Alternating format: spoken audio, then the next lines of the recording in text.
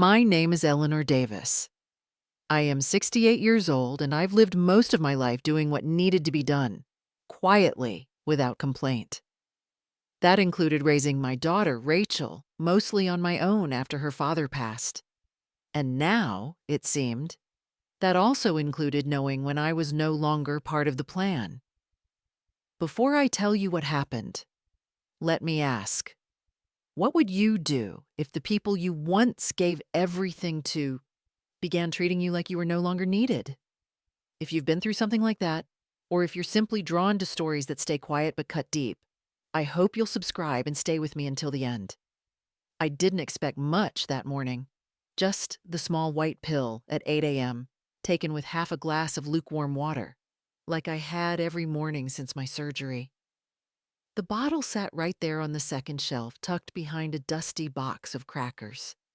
I'd asked Rachel the day before if she could pick up a refill. She said she would. She didn't. That morning, the bottle was still there, empty. No note, no pharmacy bag, not even a message. I poured the water anyway and sat with it at the kitchen table, looking at nothing in particular, waiting for a sound that never came. When Rachel came down, rushed, already dressed, phone in hand, she kissed her girls, barked something about drop-off, then glanced at me. "You didn't take your meds?" she asked, like I'd forgotten, like it was my oversight. I told her they were gone. She blinked once, halfway to a reply, but her phone buzzed, and that was that. I didn't argue. I just nodded and watched her leave. The house used to hold noise. Years ago, it had been mine. The one with the big oak tree in the front, the narrow hallway with Rachel's height marks still faintly penciled into the wall. I raised her here. I learned how to stretch soup for 3 days here. I learned how to be alone after the funeral here. And now, after my fall, I had returned. Temporarily, I thought. But weeks turned into months, and no one asked when I'd be going back. Not because they wanted me to stay, but because they assumed I never would. That evening, I baked a small cake. Nothing special. Vanilla, store-brand mix, 2 eggs instead of 3. It was my birthday. I found 3 leftover candles in the junk drawer and pressed them into the icing. The girls were too busy with cartoons to notice. Rachel was still out. By 9:30, I gave up waiting. When Rachel finally returned, she looked surprised at the cake. "Oh, right. I forgot. I had a thing at work." She didn't sit down. She didn't light the candles. She just said, "We'll do something next week," and disappeared upstairs. Her voice trailed off as she reminded the girls to brush their teeth. I blew out the candles myself. I didn't feel angry, just finished. Something inside me stopped asking. I looked around the kitchen, my kitchen, and realized I didn't belong in it anymore. Not because it had changed, but because I had. It was a Thursday morning when I found the envelope. Plain, tucked among a pile of junk mail, barely noticeable. I was sorting through the stack on the hallway table when the corner of the paper caught my eye, my full name, printed neatly, but not in my handwriting, not the way I would have signed it. Inside was a thin document from a property broker's office downtown, a formal letter attached to an appraisal request for my home. It referred to the house I was living in, Rachel's house as she liked to call it now, except that legally it had never stopped being mine. I had paid off that mortgage with 30 years of grocery store paychecks, widow benefits, and long winters without new coats. The form had a signature at the bottom, mine, or what was supposed to be. I held it to the light. The curve of the E was too round, the loop in Davis too neat. I'd taught Rachel cursive when she was 10. I recognized the way her letters slanted slightly left, always trying to mimic neatness. This wasn't mine. This was hers, pretending. I didn't confront her that night. I didn't mention the envelope or the form or the sharp quiet that had settled behind my ribs. Instead, I made dinner. Pasta with jarred sauce, the kind her girls liked. I set 4 plates. She barely noticed I had even cooked. She came in talking loudly into her phone, paused long enough to tap the girls on their shoulders, and then disappeared upstairs. I sat alone with her children, cutting their meatballs, wiping sauce from their mouths, wondering when I had become the help. The in-house ghost. The woman who did things out of habit, not invitation. Later that night, I placed the forged document back in the envelope and slid it under a stack of old magazines on the bottom shelf of my bedside table. I didn't tear it. I didn't scream. I didn't even cry. Because this wasn't new. This was only the first time I had proof. The next morning, Rachel knocked gently on my door. Not often did she do that. She had a coffee in hand and a smile that didn't quite reach her eyes. "Hey, Mom," she said, drawing out the words too sweetly. "I've been thinking. Since the girls are growing and we've been a bit tight on space, I might start looking into refinancing the house. Maybe even a small remodel. Something modern, you know?" I nodded slowly. "The house is still in my name," I said, quiet but direct. Her smile flickered. "Oh, I know," she said too quickly. "Of course. I was just thinking ahead. We'll figure it out together." She didn't meet my eyes after that. She left the room before I could reply. I didn't follow. I just stared at the door, still ajar, and realized it had already happened. This slow redefinition of everything. She had stopped asking. She had started assuming. Later that day, I pulled an old folder from my storage bin in the closet. The original deed to the house, tax receipts, my will. Everything still intact, still untouched. I sat in the bed with it in my lap for a long time. It wasn't the forged signature that broke me. It was the quiet confidence with which she had used it. Like I was already gone. Like my name was now just a formality. She wasn't trying to steal the house. She believed, truly believed, it had already become hers. And the truth that hurt most was maybe I had let her. I started packing before the sun came up. Not because I planned to leave that day, but because my body woke up with a kind of clarity I hadn't felt in years. The house was still quiet. Rachel was asleep upstairs, the girls tucked into their twin beds. Only the refrigerator hummed, low and constant, like it was the only one left paying attention. I moved slowly. I took the small suitcase I'd brought with me 6 months earlier and laid it open on the bed. I didn't need much. A few sweaters, my blood pressure monitor, the quilt my own mother had sewn, still soft and fading at the edges. A copy of a photograph Rachel once drew for me in 2nd grade, back when she used to call me her safe place. I folded everything carefully, like I was wrapping up a life no one else had noticed was still there. In the kitchen, I left behind the tea tin Rachel's youngest had decorated with stickers, the one I'd refilled every other week. I left the ceramic pie dish I brought from my old house, the one with the small chip in the rim. I left my slippers beneath the armchair and the dish towel I always folded a certain way. I wanted them to notice, but I also knew they wouldn't. By the time the house began to stir, I had already loaded the bag into the trunk. I sat on the porch with a cup of lukewarm coffee, the kind Rachel always brewed too weak, and watched the driveway fill with morning light. The girls padded out, half awake, still in pajamas. Rachel followed, dressed for work, voice clipped as she gave them reminders. When she noticed me, she squinted, confused. "Where are you going?" "Just visiting an old friend," I said, Won't be long. She nodded, already scrolling through her phone. Okay, just text if you're going to be out past dinner. She didn't ask which friend. She didn't ask where. She didn't offer a ride or a second glance. I sipped the coffee and smiled. Of course. And I drove away. Not quickly. Not dramatically. Just enough to feel the tires leave the gravel and touch something unfamiliar. I didn't head toward any friend. I went to the house I hadn't spoken of in years. The one left to me by Thomas before the end. A small brick house on the edge of town.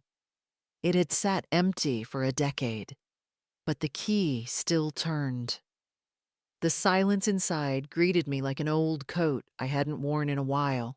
Still mine, still warm, still fitting in all the right places.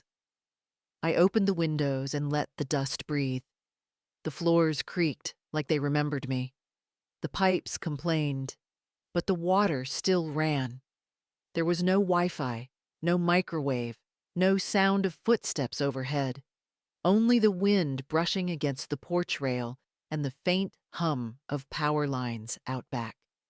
I made tea the slow way, boiled on the stove, steeped in a chipped mug I found in the cupboard. I sat at the table and listened to the quiet. It didn't accuse me, it didn't ask questions. It simply held me. That night, I didn't text Rachel. I knew she'd see my room empty. I knew she'd wonder, but she wouldn't call. Not right away. Not unless something needed fixing. And I had finally decided I wasn't going to be what needed fixing anymore. I didn't leave out of anger. I left because I finally understood what it meant to disappear without vanishing. What it meant to stop offering myself up for a closeness that wasn't real anymore. Some things don't break. They just loosen until they slip out of your hands without a sound.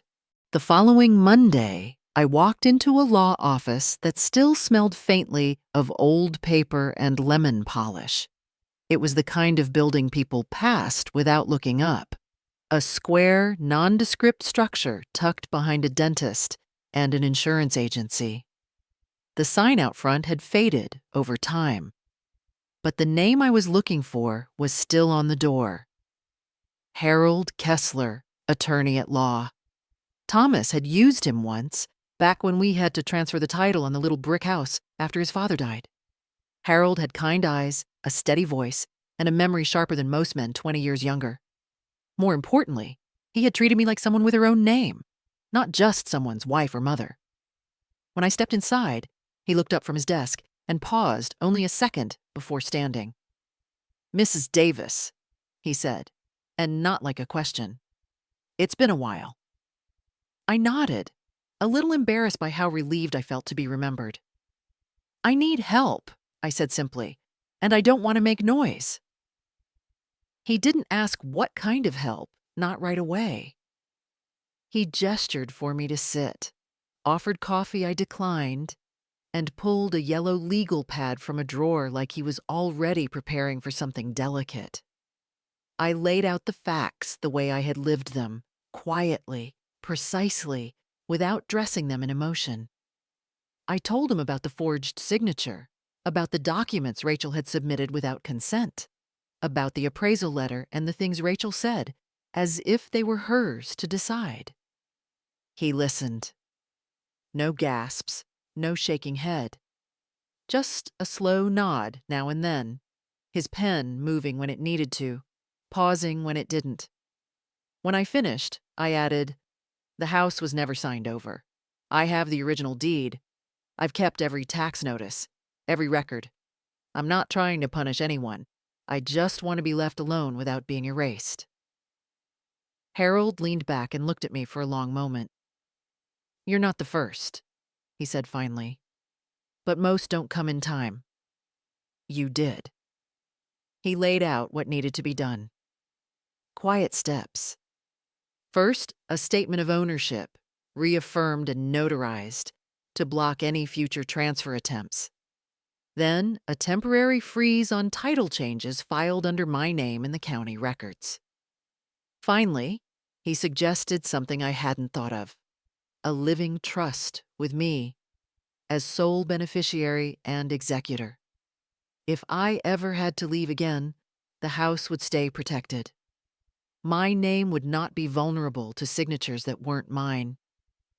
We filed the papers that week. Each form I signed felt like taking back pieces of myself, little corners I hadn't noticed Rachel had borrowed or rewritten without asking. No drama, no threats, just ink, paper, and silence. Back at the house, I opened the windows again. The breeze smelled of dry grass and memory. I made a pot of stew that simmered through the afternoon and watched the sun slide across the floorboards, uninterrupted. I didn't check my phone. I didn't check on Rachel. But I began to write. Not letters. Not confrontation. Just a running log of everything: dates, names, snippets of conversations I hadn't realized I remembered until now. I wrote down when she first said, "It's basically ours now," when the kids asked why I didn't have my own room, when Rachel talked about refinancing our home, while I stood there, invisible. I didn't know if I'd ever use it. But something in me needed the truth to live somewhere besides my chest. And when the documents from Harold arrived in the mail a week later, sealed, stamped, final, I placed them inside a weathered file folder, slid it under the floorboard of the hallway closet, and exhaled for the first time in what felt like years. No one knew where I was. No one knew what I had done. But I knew. And that, for now, was enough. The first sign came through the mail slot. A cream-colored envelope with an embossed logo I didn't recognize, some boutique realty firm I'd never heard of. I almost tossed it, thinking it was another flyer, but something about the weight of the paper made me stop. Inside was a formal purchase proposal, full of pleasantries and polished language, but the message was simple. We're excited to finalize the sale of the Davis property, pending title clearance. They meant my house, the one Rachel still lived in, the one she didn't own. The offer included numbers, generous ones. It outlined terms for a 45-day closing, included a buyer introduction letter, and even referenced a conversation Rachel had apparently had with their office a week earlier. She had gone that far, not just appraised, not just thinking about it. She had listed it, negotiated it, accepted a buyer's verbal offer, and no one had stopped her. Because no one had checked who actually owned the place. I read the letter twice, maybe 3 times. My hands stayed steady, but the breath in my chest felt tighter than usual. I folded the paper back into its envelope, sealed it again like nothing had happened, and walked it into the back room where I kept the file folder from Harold. I slid it in behind the notarized ownership document and stared at the contrast. One real, one imagined, one mine, one hers. That afternoon, I sat on the porch and watched the wind scatter dried leaves across the yard. There was no anger, just a hollow certainty, the kind that settles in when a line you always hoped wouldn't be crossed is not only crossed, but paved over, like it never existed. Rachel didn't call that day, not the next either. But the call did come, on the 3rd morning, just after 10. "Mom," she said breathless, her voice riding that sharp edge between panic and pretense. "Hey, just wanted to check in. Everything okay?" I said yes. Nothing more. A pause, then, "So, we've had someone interested in the house. Really promising buyer. Thought it might be a good move, you know? For the girls. Something newer. Closer to better schools." I let the silence hold. Then, calmly, I replied, "Rachel, I'm not selling." Her tone shifted, just slightly. Well, it's not really just up to you anymore, is it? That was the moment I knew. Whatever part of her had once felt tethered to truth had been quietly cut. Whether out of desperation or delusion, she truly believed she could maneuver around the facts. Around me. I didn't raise my voice. I didn't argue. "I have the papers," I said. "From the county. From the trust. From the lawyer." She went quiet then. "So you've been planning this?" "No," I answered. "I've just been watching." She hung up before I could say more. By nightfall, I knew she had tried to call again. Twice. But I didn't pick up. Instead, I sat with my tea and opened the Realty website. There it was. The house, our old photo still in the listing. A description she must have written herself. Family owned for generations, recently updated, ready for its next chapter. I stared at that last line, ready for its next chapter. It was, in a way, just not the one she thought she'd written. 3 weeks passed before I heard her name again, not from her, of course. Rachel had gone silent after the failed listing fell through. No more calls, no more messages. But the house didn't disappear from my radar because even when you step away, there are threads that still pull. The first one tugged at me when I checked my email. An old billing address from the utility company still listed me as secondary contact, something we never bothered to update. The message was brief: delinquent balance notice. It wasn't my bill, but it was my house. I logged in out of habit more than concern. The number surprised me. $782.43, 2 months behind. I stared at the screen, unmoving. Then I checked the water, the gas. All of them told the same story. Late fees stacking, payment plans missed, disconnected warnings quietly blinking. Rachel wasn't keeping up. I closed the browser and sat in the stillness of the little kitchen. My tea had gone cold. The hum of the refrigerator was the only sound in the room. And yet, I heard something deeper underneath it, a shift. Not loud, not dramatic. Just the slow turning of a wheel that had been forced too long in the wrong direction. The next thread came in the form of a bank envelope, addressed to me, forwarded from my old P.O. box. Inside, a notice that my name had been used as a co-signer for a business line of credit. Date, 6 years ago. Issuer, a boutique design agency. Owner listed, Rachel Taylor. I remembered it vaguely. The craft business she tried to start when the girls were small. Handmade nursery decor. Etsy. Weekend pop-ups. It never took off, but she had asked once, back when I still said yes without thinking. Just for formality, Mom. They need someone with a credit history. I hadn't realized the account had stayed open until now.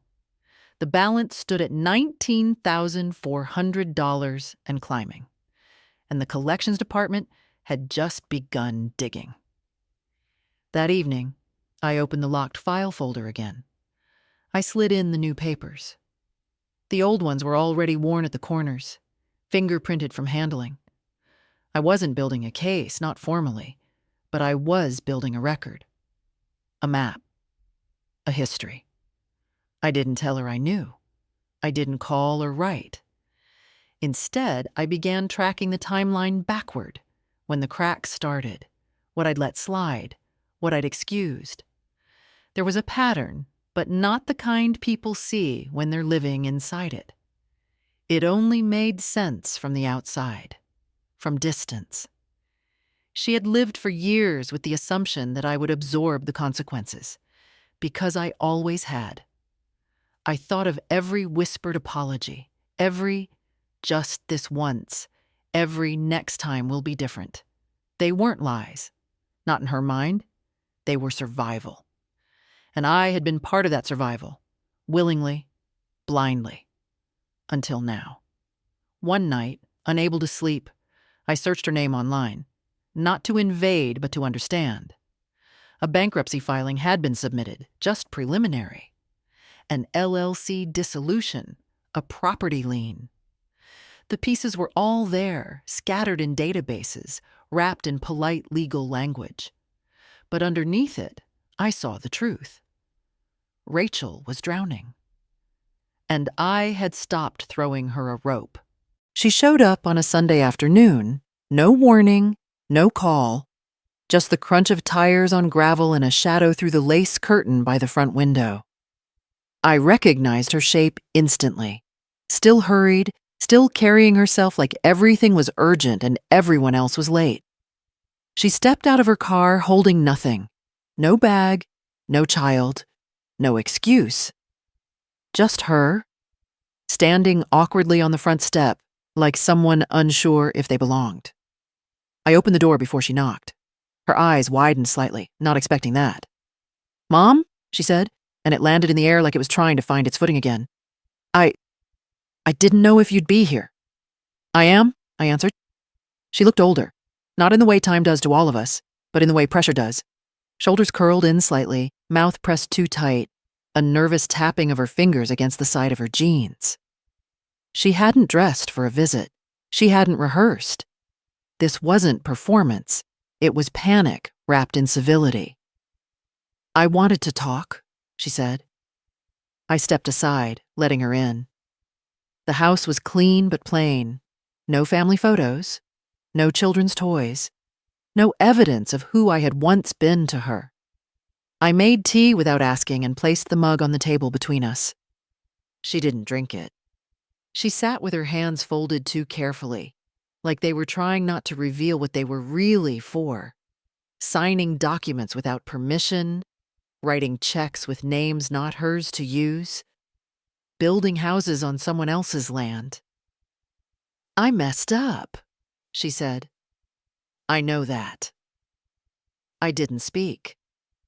She tried again. "I should have talked to you before the listing. I don't know what I thought. Everything just felt so heavy. The girls, the business falling apart, the school payments. It all started to blur together." She looked at me, eyes glassy, but not quite crying. "You've always been the one to fix things. I guess I assumed you still would." Still, as if nothing had changed. As if I hadn't disappeared on purpose. "I never meant to push you out," she added, almost in a whisper. "I just didn't know how to ask for help without making it worse." I sipped my tea. It was already cooling. "What are you asking for now?" I asked. She looked down. "I don't know. A reset, maybe? I miss you. The girls miss you. We could figure something out. I mean, the house? If it's not going to sell, maybe we just live in it together, like before." Like before. When she left my medicine bottle empty. When she signed my name on forms I never saw. When she looked through me and only saw utility. I wanted to say that, but I didn't. I simply looked at her, not with anger, not with accusation. Just the quiet that comes from seeing someone clearly for the first time in years. She took that as something else. Hope, maybe? She reached out across the table. "I'm really sorry, Mom." I looked at her hand, then at her, then said, "I believe you're sorry." She smiled a little, almost in relief. "But that doesn't mean we go back," I added, softly. Her smile fell. "I'll walk you out," I said. Outside, the sun was beginning to set. The air smelled like dry grass and closing chapters. She didn't fight. Didn't cry. She just nodded, got into her car, and pulled away. And when the dust settled on the driveway, I felt the strangest thing. Not closure, not victory, just space. And the certainty that silence was no longer absence. It was a boundary. The messages started that same night. First was a text. Short. Unsure. "Thank you for letting me stop by. I meant what I said." Then came another, just before midnight. I've been thinking about everything. I really want to fix it. I don't know where to start. I read both. I didn't reply. The next day brought a voicemail. Her voice was shakier this time, the kind of soft apology that sounds more like a child rehearsing what they've been told to say. She mentioned the girls, said they missed their Nana, that they had asked why I wasn't coming around, that maybe we could all talk, maybe we could heal. But what she meant wasn't healing. She meant restoring access. By the third day, the tone shifted, a bit sharper, less apology, more edge. I don't understand what you're doing. I came to you, didn't I? I said I was sorry. You said you believed me, so what now? You just cut me off? I didn't answer. Not because I wanted to punish her, but because there was nothing left to discuss. I had said what I meant. I wasn't coming back.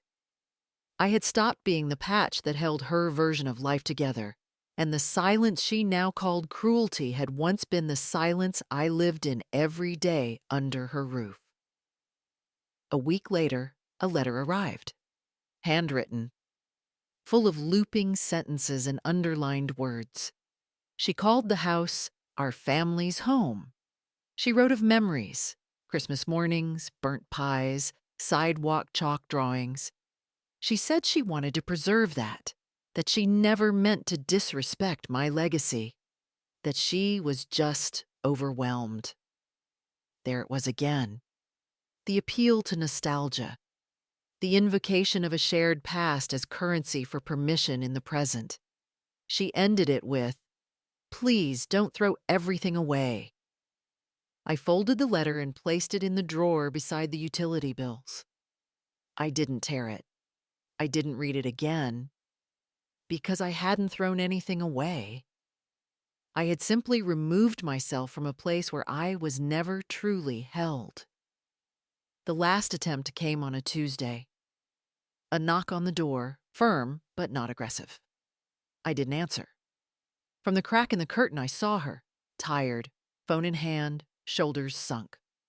She waited a full 5 minutes, looked around, knocked once more. Then, finally, walked back to her car and sat there for a long time before driving off. That was the last time she came. In the days that followed, I started walking every morning, just down the gravel path past the trees, the way Thomas used to when he needed space. The air was cool, the world quiet. I passed no one. No one passed me. It was not loneliness. It was relief. Sometimes people say silence is a wall, but for me, it had become a door, one I chose to close, then lock, then walk away from. And what Rachel never understood was that I hadn't disappeared. I had just stopped performing my part in a story I no longer believed in. The light came through that window differently. It was the smallest room in the house, barely wide enough for a bed and a dresser, but it faced east. And every morning, without fail, the sun spilled across the floor like it had chosen that corner of the world to begin from. I moved into that room in late spring, after cleaning out the boxes stacked from floor to ceiling. Old tools. Stacks of yellowed instruction manuals. A sewing machine that hadn't worked since the Clinton years. It took me 3 full days to clear it out. I worked slowly, steadily, like someone restoring a space not just to live in, but to breathe in. When it was empty, I opened the window. The frame creaked. The air smelled of dust and grass, and something soft beneath it all, like possibility. I didn't buy new furniture. I didn't paint the walls. I simply moved in what I had. A narrow bed with a soft blue quilt, a wooden chair that creaked slightly when I sat, a lamp with no lampshade but a warm bulb that glowed golden when night came. I began waking earlier than I used to, not because I had to, because I wanted to. I'd sit in that room, wrapped in a cardigan Thomas once gave me, drinking coffee slowly while the light shifted across the floorboards. The silence was no longer heavy. It was mine. I planted herbs in the window box. Basil, mint, a small rosemary bush.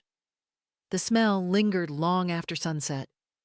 I took to journaling again, not to make sense of the past, but to stop needing it to explain itself. I didn't talk much those days, not because there was no one to talk to, but because there was finally nothing left to defend. No stories to prove, no relationships to salvage by the skin of guilt. The mail still came. Flyers, coupons. One envelope from the county confirming the trust transfer had been finalized. The house, the small brick one with creaky pipes and east-facing light, was now protected from creditors, from claims, from misunderstandings in cursive. It would never be listed without my name again. It would never be handed off behind my back. I didn't frame the documents. I didn't tell anyone. I placed them in the drawer beneath my socks. Rachel never wrote again. Not after the last unanswered letter, but I heard about her. Small things. A neighbor mentioned she moved in with a friend across town. The girls enrolled in a new school. Someone saw her working part-time at a gift shop near the mall. It didn't bring me pleasure. It didn't bring me sorrow. It simply didn't belong to me anymore. That was the most surprising thing, how easy it became to let go when no one was pulling at you anymore. Some mornings, I sat in the chair by the window and watched the squirrels leap between branches like they'd never been hurt. Like gravity was something they negotiated, not feared. And I realized I had spent too many years trying to stay needed, folding myself small so others could feel spacious. But here, in this room, I wasn't needed. I was known. By no one. And by myself. It arrived on a Tuesday morning. Bright envelope, thick cardstock, her handwriting on the front like a muscle, trying to remember how it used to move. Inside, a folded school photo of the girls, a note written in markers, lopsided hearts in the corners. "We miss you, Nana." No address to return to, no phone number. Just a name and a sentiment dropped into my mailbox like a pebble in a deep well. I held the photo a while longer than I needed to, not because I didn't know what to do with it, but because I wanted to remember their faces without bitterness. They weren't part of the unraveling, not really. They were just swept up in its weather. I placed the picture gently inside a worn recipe book, third page in, beside the brownie recipe Rachel used to beg for as a child. That was enough. Later that week, I wrote a letter, not to send, to leave behind. It was one page, folded cleanly, tucked into an envelope with no name on the front. I placed it in the small safe where the deed and trust documents rested. On it, I wrote, "For whoever needs to understand why I left." Inside, it said, "I did not leave because I stopped loving you. I left because I finally started loving myself enough to know when love stopped including me. This house was never just a place. It was a boundary. And when it was no longer respected, I stepped outside it, not in rage, but in remembrance. I signed it with my full name, Eleanor Davis. No mom, no Nana, no title tied to anyone else's need. Some part of me knew that Rachel would return to that house someday. Maybe after the girls left home. Maybe after the bills settled and the silence no longer scared her. Maybe just to see what remained. And if she did, if she opened a drawer, flipped through the records, and found that letter, she'd read it in a room I once lit with forgiveness. But I wouldn't be there. I had no plans to return. I planted 3 lavender bushes in the front garden before summer came, soft, fragrant, patient. Each morning I watered them without rush, sat in the eastern light, and let them bloom on their own terms. Somewhere along the way, the silence had turned into space. And in that space, I found something I had never given myself permission to want. Peace. Not the kind that asks for reconciliation, Not the kind that demands understanding, just the kind that doesn't wait for permission anymore.